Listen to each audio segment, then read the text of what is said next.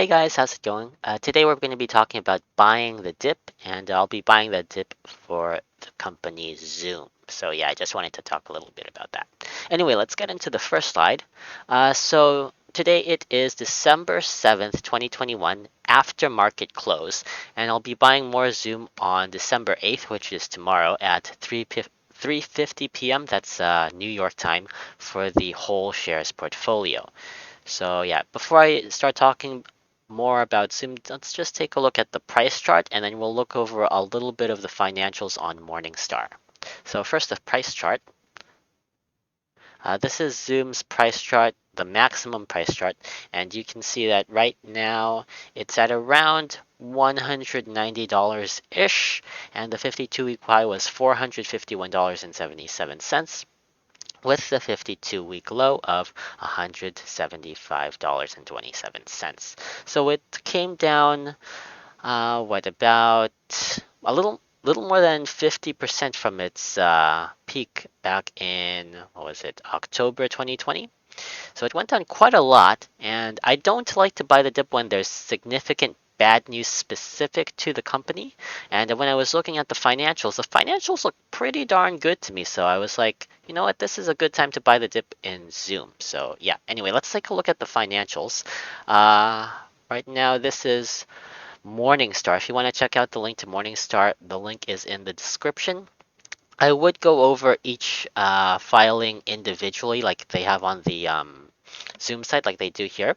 If you go to this website, you can see the official report one by one, and you can see like their latest 10Q report was just released a few days ago on November 3rd, 23rd, 2021. But the thing is, in order for me to do that, it would take a while to like make a presentation and just show you guys the information.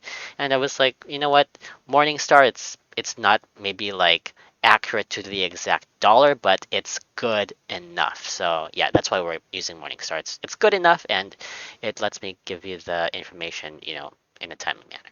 So yeah, anyway, let's get into the Morningstar financial statements. First off, we have the income statement. This is annual as originally reported. We can also go restated. Restated is probably a little more official. So income statement, you can see that over time, main thing I want to look at is revenue is increasing over time. This is in billions. 2019 it was 0.33 billion, 2020 increased to 0.62 billion, 2021 increased to 2.65 billion, trailing 12 months increased to 3.91 billion. So increase in revenue, that is always good. Same with net income. Net income is increasing as well. You want to make sure that the income is increasing along with the revenue. If the revenue increases without the income, that means their costs are getting pretty high and they're starting to not become as profitable. So yeah, I like to see the rising net income as well. As you can see, this number right here, it keeps increasing over time. Here it's 0.01, then 0.02, then 0.67, then 1.14. So that's good. That's the annual. Let's take a look at the quarterly for the income statement as well. Quarterly revenue, same thing. It is increasing over time. 0.96, 1.02, 1.05, and then 3.91 for the trailing 12 months. Same with net income down here.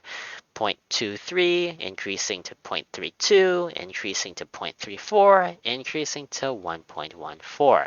So income statement looks good from the annual perspective and also the quarterly. So next, let's take a look at the balance sheet. Let's start off with annual first. Annual total assets. I like the assets to be increasing along with the cash and cash equivalents.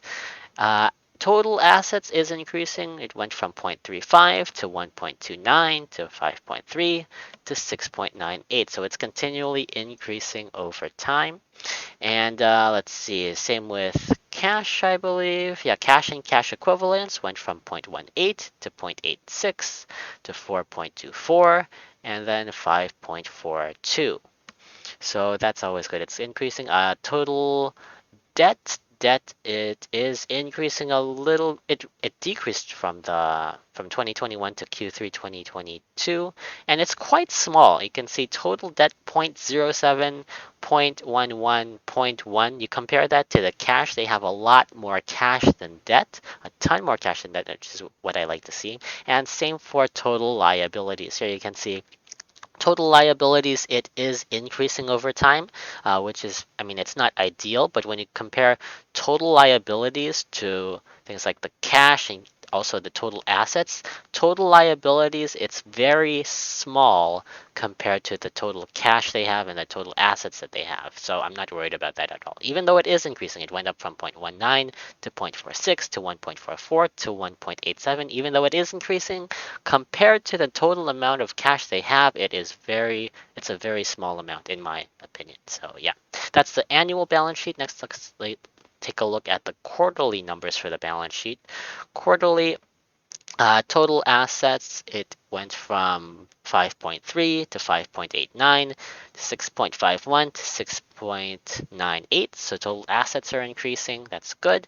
Cash, let's say the cash went from 4.24 to 4.69 to 5.11 to 5.42. So cash is increasing as well.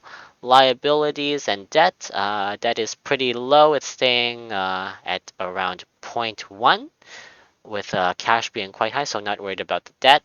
Liabilities, which is also similar to the debt, that is, it is rising. It went from 1.44 to 1.7 to 1.85 to 1.87. But as I said before, compared to the cash and also the assets, I mean, they should be able to pay off all their liabilities. So that looks pretty good in my opinion.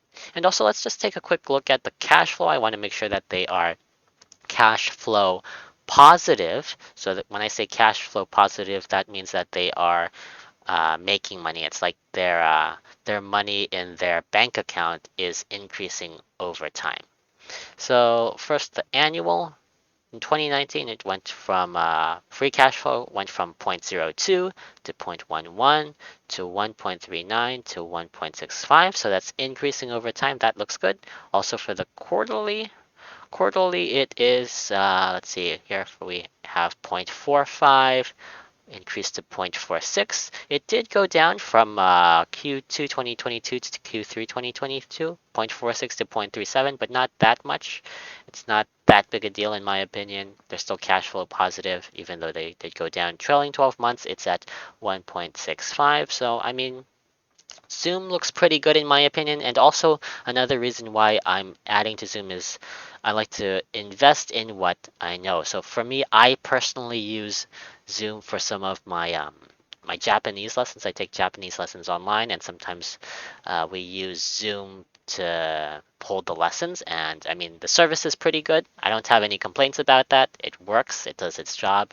And I can't, for me, I can't see Zoom going bankrupt or maybe like people switching from Zoom to Microsoft Teams. I heard that Microsoft Teams is doing something with prices to compete with Zoom, but the thing is, so many people are already using Zoom that I don't know if there's going to be a lot of people who want to just bother with the switching cost. When I say switching cost, I mean like they're already familiar with the Zoom interface with the Zoom program. Are they?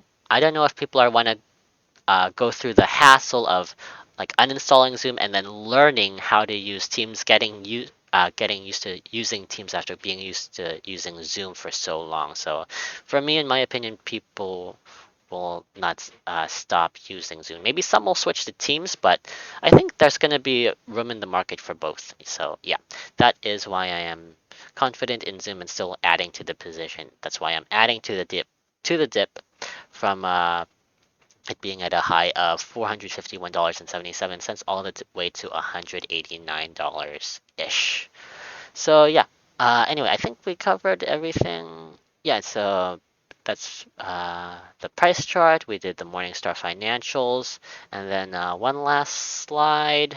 Yeah, I'm gonna be dollar cost averaging into the dip. That's by a little once every so and so weeks. For you, it might be like once every 3 weeks, maybe once every 4 weeks, or whatever. For me, usually dollar cost average my way into the market by buying a little bit once every 2 weeks. So I will be buying some tomorrow, but that does not mean that for sure I'll be buying some in 2 weeks from that date. Because why? Because maybe I'll want to add to some winners, or maybe I'll want to add to some other stocks into the dip. But I'm keeping the amount of money that I'm putting into the market consistent once every 2 weeks. So that's about $700 worth roughly for the whole shares portfolio.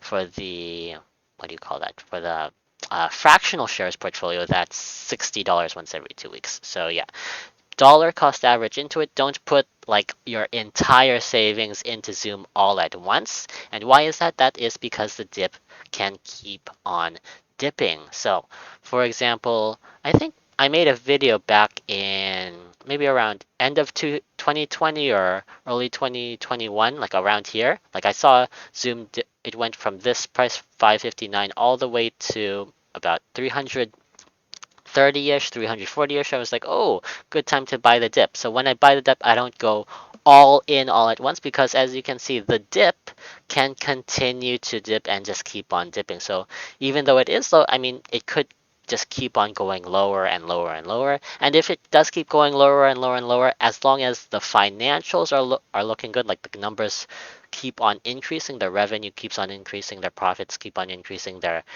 total cash keeps on increasing, and their customers are happy, there's nothing wrong with the service, and you still like the service, it is a steal. So just dollar cost average into the dip and keep on buying. So yeah. Anyway, that is the video on Zoom today, and I think that's it. Yeah, just and yeah, I think that's it. Anyway, I'll see you guys in the next one. Thanks.